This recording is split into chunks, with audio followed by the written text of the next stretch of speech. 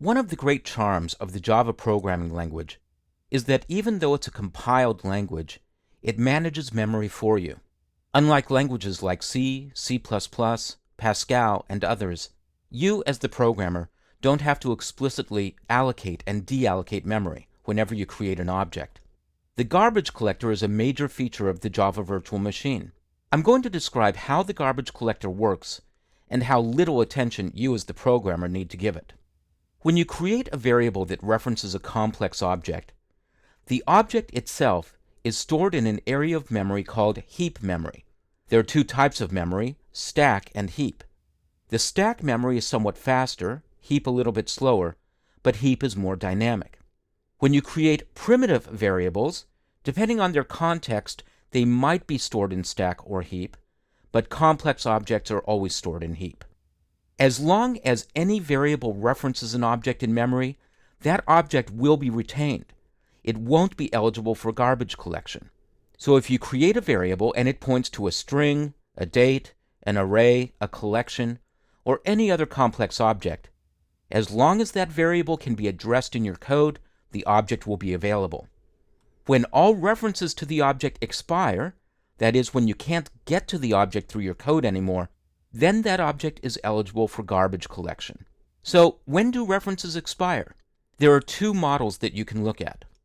First of all, when you declare a variable that's local to a function or to a code block, as soon as the function or code block is done executing, that variable is no longer available to you, and so it has expired and is eligible for garbage collection. Within this function, there are two scopes. Variables declared directly within the function are available as long as the function is executing. So the variable in function would be available until the function is done, and then it would expire. I've spoken previously about the fact that in Java, scope is also defined by code blocks. So in the second part of the code, in the for loop, I'm declaring an integer as a part of the for loop, the name of the variable is I, and as soon as that for loop is done executing, that variable is no longer in scope, and it's eligible for garbage collection.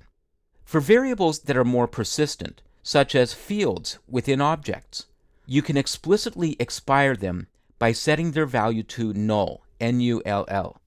So for example, here's a string named expire_me, and if I want to make it eligible for garbage collection, I simply set its value to null.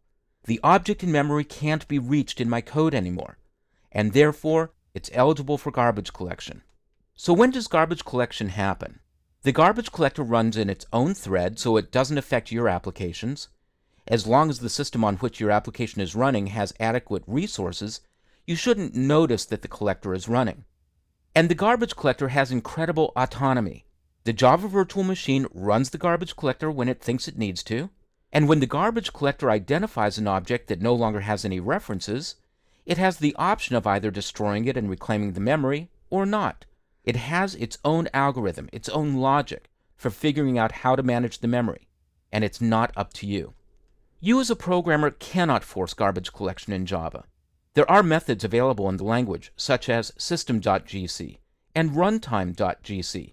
GC stands for garbage collector.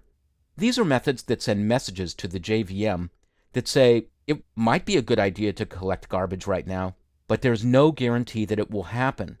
And in fact, many Java developers recommend not using these functions. It can mislead you into thinking that you're getting all your memory back right away, but that's not necessarily what's going to happen. If you're running a complex application, and you are challenging the available memory on the system, you'll know because the Java Virtual Machine will throw an error called out-of-memory error. And you'll see these errors happen in more complex applications or in applications running on low-memory devices or systems. You can manage the memory of the Java Virtual Machine by setting certain parameters when you start up an application. You can also tune your application by minimizing the number of objects that you create. As you've seen in many of the examples in this course, there are different ways of architecting Java code, so that you can create a whole bunch of objects, or you can reuse objects that you've already created. In general, it's better to reuse. If you're concerned about memory usage, you can use these methods to find out how much memory is available. Runtime.maxMemory, runtime.totalMemory, and runtime.freeMemory.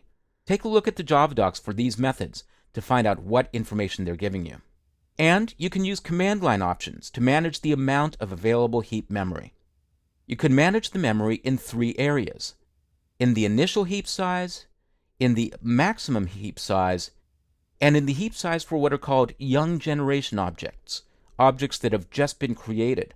If you want more information about memory management, take a look at the documentation for the Java programming language on the Oracle website. You'll find that there's an enormous amount of information available, but when you're writing your first simple Java applications, just know that the garbage collector is highly automated, and as long as you're not running out of memory, you might not need to worry about it.